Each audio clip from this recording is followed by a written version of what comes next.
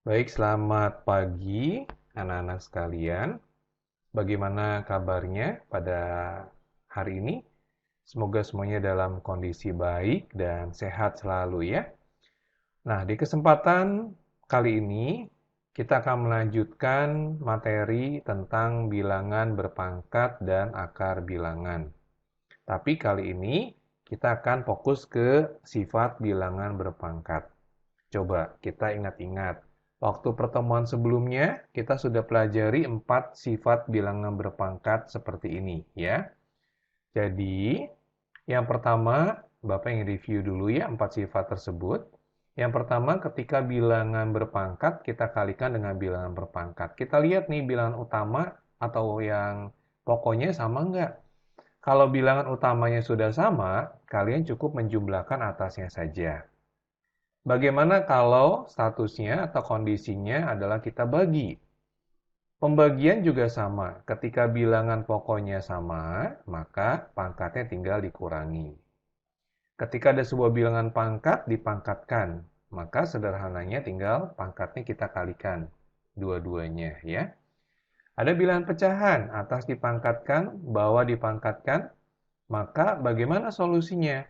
Nah, solusinya tinggal pangkat atas dikalikan dengan P, jadi M kali P, dibagi dengan bilangan bawah, pangkatnya kalikan juga dengan P, ya. Nah, pertemuan yang pertama kemarin, kita sudah belajar tentang 4 sifat yang ini. Hari ini kita akan melanjutkan nih, sifat yang keberapa? Sifat yang kelima. Nah, sifat yang kelima ini adalah setiap bilangan, berapapun dia, kalau kita pangkatkan 0, dia akan selalu menghasilkan 1. Bilangan berapapun, kalau dipangkatkan 0, itu hasilnya selalu 1. Saya beri contoh ya. Nah, jadi kalau misalkan 3, kita pangkatkan 0, hasilnya berapa? Itu 1. Kemudian 6, kita pangkatkan 0, hasilnya 1. Prinsipnya, berapapun bilangan utama, ketika dipangkatkan 0, hasilnya itu selalu 1. Tapi jangan lupa, ada catatannya. Catatannya apa? Catatannya adalah bilangan pokoknya ini tidak boleh sama dengan 0. Baru memungkinkan. Pak, kalau A-nya sama dengan 0, hasilnya seperti apa? Nah, kita bisa sama-sama ngecek di kalkulator atau di software handphone kita. Itu akan selalu menghasilkan infinite atau tidak terhingga. Ya. Berikutnya, sifat yang keenam. Sifat yang keenam dari bilangan berpangkat ya. Oke. Sekarang sebelum masuk ke sifat yang keenam, Bapak mau tanya dulu nih. Kalau seandainya Bapak buatkan di sini 3 pangkat 2, jawabannya berapa? Pasti semuanya udah bisa menebak. Jawabannya gampang, Pak. 9. Ya, betul. Tapi bagaimana kalau soalnya saya tambahkan lagi minus di atasnya? 3 pangkat minus 2. 3 pangkat minus 2. Ada hasilnya enggak? Setiap bilangan yang dipangkatkan negatif itu tidak ada hasilnya. Nah, terus bagaimana Pak solusinya? Bisa kita tuntaskan, tapi bentuknya harus kita ubah menjadi bilangan pangkat positif. Nah, kita ubah menjadi 1/3 pangkat 2. Sehingga hasilnya menjadi 1/9. Nah, dari sini kita akan turunkan sifat yang keenam. Seperti apa sifatnya? Setiap bilangan, berapapun dia, ya, tanda petik ya, bukan 0, ketika dipangkatkan dengan negatif n, bisa diselesaikan dengan kita ubah menjadi pecahan. Jadi 1/a pangkat n. Bagaimana Pak kalau sebaliknya? Maksudnya bilangannya pecahan.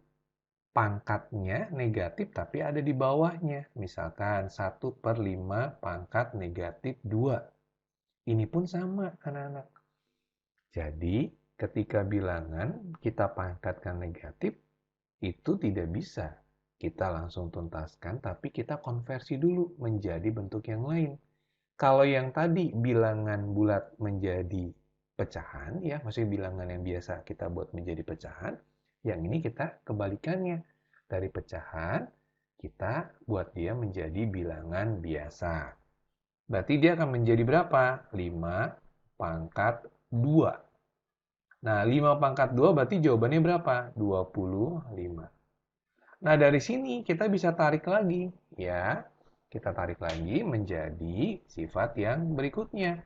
Jadi kalau 1/B pangkat N, tapi jangan lupa ada negatif, bisa diselesaikan, kita ubah menjadi B pangkat N.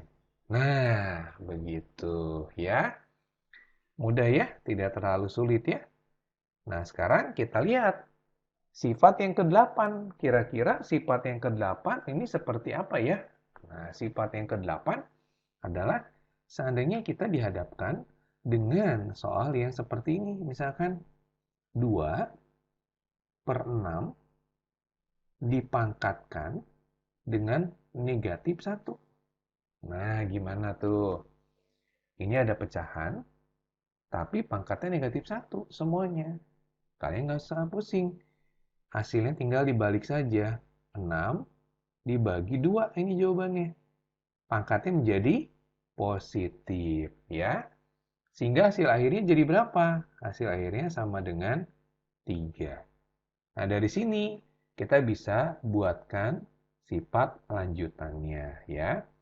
Berarti ketika ada pecahan A per B dipangkatkan dengan negatif N, ya, dengan negatif N, maka jawabannya kalian tinggal balik B per A, kemudian pangkat N. Nah, ini. B per A pangkat N. Seperti contoh yang ada. Berikutnya, sifat yang ke-9. Ya, sifat yang ke-9. Bapak mau tanya, kalau akar daripada 16, jawabannya berapa? Oh, itu mah gampang, Pak. Jawabannya 4. Pertanyaan selanjutnya adalah, tahu nggak 4 itu dapat dari mana sih sebenarnya? Ya 4 kan berarti dari itu, Pak. 16 kan 4 kali 4. Maka ambil aja salah satunya. Betul, tapi dasarnya dia dapat 4, kita bisa lihat di sini. 16 ini kan sebenarnya dia punya pangkat 1. Ya, 16 ini tuh sebenarnya dia ada pangkat 1 di sini, Nak, nih. Nah, kalau akar kuadrat tanpa kita tuliskan pun sebenarnya di sini ada nilai 2. Dengan kata lain, ya, akar dari 16 itu sebenarnya bentuk lainnya itu dari 16 pangkat 1/2. Nah, terus hubungannya apa menjadi 4? Kita lihat sifat yang ketiga yang ini. Jadi 16-nya kalian ubah. 16-nya kalian ubah. Menjadi berapa? Menjadi 4 pangkat 2 yang dipangkatkan dengan setengah. Ya. Sehingga hasil akhirnya menjadi berapa? Bilangan pangkat dipangkatkan. Pangkatnya kan kalian tinggal kalikan. Berarti jawabannya adalah 4. Ya, karena 2 dikali setengah kan 1. 4 pangkat 1 adalah 4. Jadi hasil akhirnya menjadi 4. Oke. Nah, dari sini apa yang bisa kita tarik kesimpulannya adalah ketika ada akar daripada A pangkat M, di sini adalah akar daripada kuadrat N, bentuk ini bisa kalian ubah menjadi A pangkat M per N. Nah, gampang ya mengingatnya ya. Jadi tinggal bilangan pangkat yang di dalam simpan di atas, sedangkan yang di luar simpan di bawah. Oke? Sederhana ya. Nah, sekarang kalau bentuknya dari sini menjadi akar bagaimana, Pak? Bisa juga. Contoh misalkan ya. Saya punya di sini misalkan 15 ya, pangkat 2/3. Kita pengen ubah bentuk dia menjadi bentuk akarnya. Menjadi bentuk akar. Seperti apa kalau bentuk akar? Berarti kalian buatkan di sini akar. Yang dalam 15, betul. Kemudian yang angka 2 yang di atas ini, jangan lupa, kalian simpan di mana? Ya, betul. Kalian simpan di sini. Kemudian 3 di bawah di mana? Di sini. Udah selesai. Karena kan soalnya ubahlah menjadi bentuk akar. Dan ini sudah menjadi bentuk akar. Ya. Kalau mau dilanjutkan, silakan. Kalau bisa diselesaikan, ya silakan. Tapi perintahnya yang bentuk akar, jadi biarkan sampai sini saja. Ya. Oke, sampai sini. Apakah ada yang mau ditanyakan? Atau sudah cukup jelas ya? Cukup paham? Oke, kalau memang sudah jelas, kita akan coba sedikit untuk mengerjakan soal yang ada dengan sifat daripada bilangan berpangkat ya. Kita ambil 1-2 nomor untuk kita coba selesaikan dengan pendekatan sifat bilangan berpangkat ya. Contoh misalkan, nyatakan dalam bilangan positif. Nyatakan dalam ya dalam pangkat positif. Nyatakan dalam pangkat positif. Yang pertama ya, Yang pertama adalah 2x pangkat minus 5. Oke, kita lihat ya, di sini ada bilangan 2 dan ada variabel x pangkatnya minus 5. Hati-hati dengan bentuk yang seperti ini. Kenapa saya katakan hati-hati? Kalau kita nggak jeli, kita akan berpikir bahwa yang pangkat negatif 5 itu satu paket ini 2x. Padahal tidak. Yang pangkatnya negatif itu hanya bagian belakangnya saja. Sehingga bentuk ini kalau diubah menjadi pangkat positif menjadi 2 per x pangkat 5. Beda kalau bentuknya saya buat begini. 2x pangkat negatif 5. Nah, ini satu paket kita turunkan semua ke bawah. Tapi jangan lupa, kita kurung. Nah, begitu. Terus, kalau pengen dituntaskan menjadi apa? 1/2 pangkat 5 dikali dengan x pangkat 5. Ya. Oke, sampai sini bisa diikuti? Bisa ya? Semuanya ya? Nah, kemudian yang bagian C, sama perintahnya. Nyatakan dalam pangkat positif. Soalnya, katakan di sini 3 pangkat minus 2, tapi dipangkatkan lagi dengan 4. Ingat, bilangan pangkat dipangkatkan. Berarti pangkatnya tinggal dikalikan. 3 pangkat minus 8. Pangkatnya masih negatif. Bagaimana membuat dia menjadi positif? Berarti kita ubah 1/3 pangkat 8. Sesuai dengan permintaan soal. Nyatakan dalam pangkat positif. Ya. Oke, satu lagi contoh ya.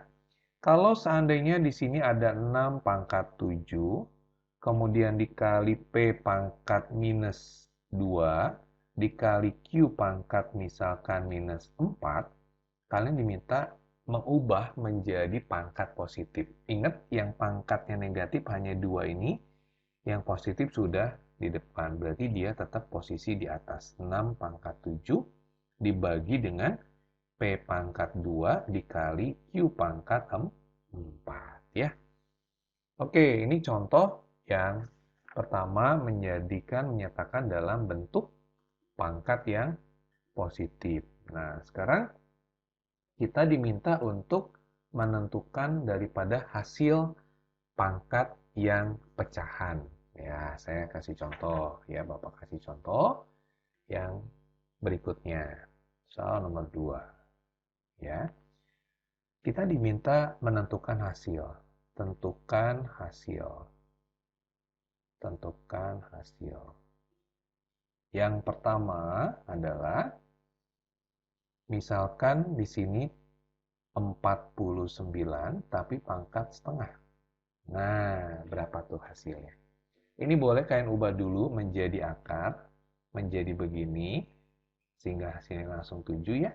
Karena pangkat ini di sini, duanya yang luar. Tapi kalau kalian mau ubah menjadi 7 pangkat 2 yang dipangkatkan dengan setengah pun, ini lebih baik, tidak apa-apa. Tinggal pangkatnya kalian kalikan. Berarti menjadi berapa? 2 kali setengah, yaitu 1, ya. Kemudian 7 pangkat 1, hasilnya adalah 7. Jadi sama. Pilihan di kalian. Mana yang paling mudah ya. Dua-duanya memungkinkan. Nah, kemudian 16 pangkat 3/4 nih contohnya. Oke. Pak, kalau saya pengen buat menjadi akar, Pak, bagaimana? Ya, nggak apa-apa. Boleh-boleh saja ya. Jadi kalau misalkan kita buat menjadi akar, ya ini akar. Ingat, 16-nya di sini. Pangkatnya adalah 3. Kemudian di sini adalah 4. Nah, kalau ngelihat pola kayak gini, maka mood kalian lebih mudah mana? Seandainya kita ubah menjadi si 16-nya boleh menjadi 4 pangkat 2, atau kalau misalkan bisa memungkinkan lebih sederhana, kita ubah lagi. 16 ini kan 2 pangkat 4. Nah, kemudian dipangkatkan lagi 3/4. Lebih mudah mana? Saya pasti akan pilih yang ini. Dan saya yakin anak-anak sekalian juga setuju. Kenapa? Ini dengan coret. Nah, tinggal 2 pangkat 3. Berarti 2 pangkat 3 berapa jawabannya? 8. Ini pun 8. Oke. Ya, sampai sini. Apakah ada yang masih bingung? Ya, mudah-mudahan semuanya bisa memahami ya dengan penjelasan yang ada. Jadi, dengan ini kita cukupkan untuk pertemuan kedua. Kita sudah pelajari ya semua sifat bilangan berpangkat. Tolong dilihat kembali, dilatih kembali, dipelajari kembali. Kenapa? Karena pada saat kita belajar dengan bilangan berpangkat ya dan akar bilangan, maka kita mau nggak mau harus paham dan mengetahui tentang sifat-sifat bilangan berpangkat, sehingga ketika ketemu dengan satu kondisi atau kasus soal, kita bisa menyelesaikannya seperti apa. Baik, demikian pertemuan kedua ini. Tetap semangat dan terus semangat. Terima kasih.